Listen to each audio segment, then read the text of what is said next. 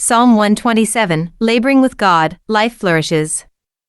Psalm 127 is a brief but profound meditation on the limits of human effort and the necessity of God's involvement in every aspect of life. Attributed to Solomon, a king known for both building projects and reflections on wisdom, the psalm speaks to the heart of human striving. It begins by reminding the reader that all labor, no matter how skillful or diligent, is ultimately futile unless God Himself is at work within it. The image of builders constructing a house illustrates this truth. A house can be a literal structure, but it also symbolizes the stability and flourishing of one's household, ambitions, or endeavors. If God is not the foundation, then even the most energetic work produces no lasting fruit. The same is true of guarding a city. The watchman may remain alert through the night, yet real safety rests in God's protective care. Human vigilance cannot substitute for divine oversight. The psalm then turns to the restless striving that often defines human labor. Rising early, staying up late, and anxiously eating the bread of sorrows paint a picture of people straining to secure their own futures through constant work.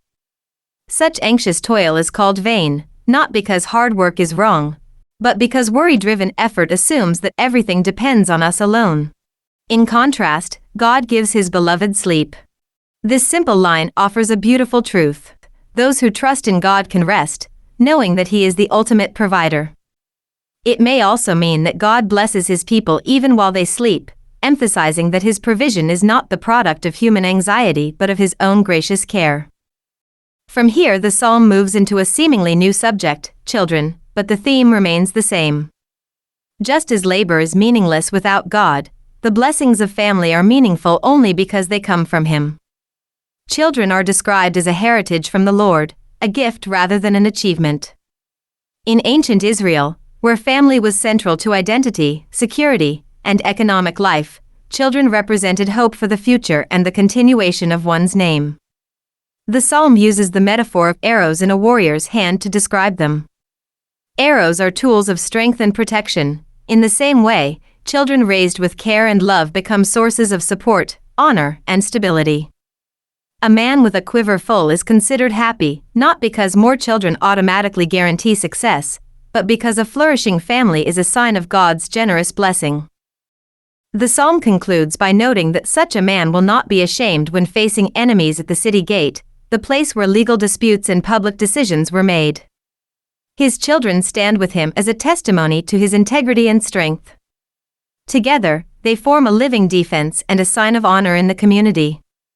Through this final image, the psalm reinforces its central message: true prosperity, whether in work or family, does not come from anxious human striving but from the gracious involvement of God. Psalm 127 therefore invites its readers to a posture of humility and trust. It does not dismiss the value of work or the importance of guarding what is precious, but it insists that human effort must be grounded in dependence on God. In every sphere of life, from the labor of our hands to the blessings of our homes, the psalm teaches that lasting fruitfulness is a gift. Human beings are called to work diligently, but also to rest peacefully, knowing that God is the ultimate builder, protector, and giver of life.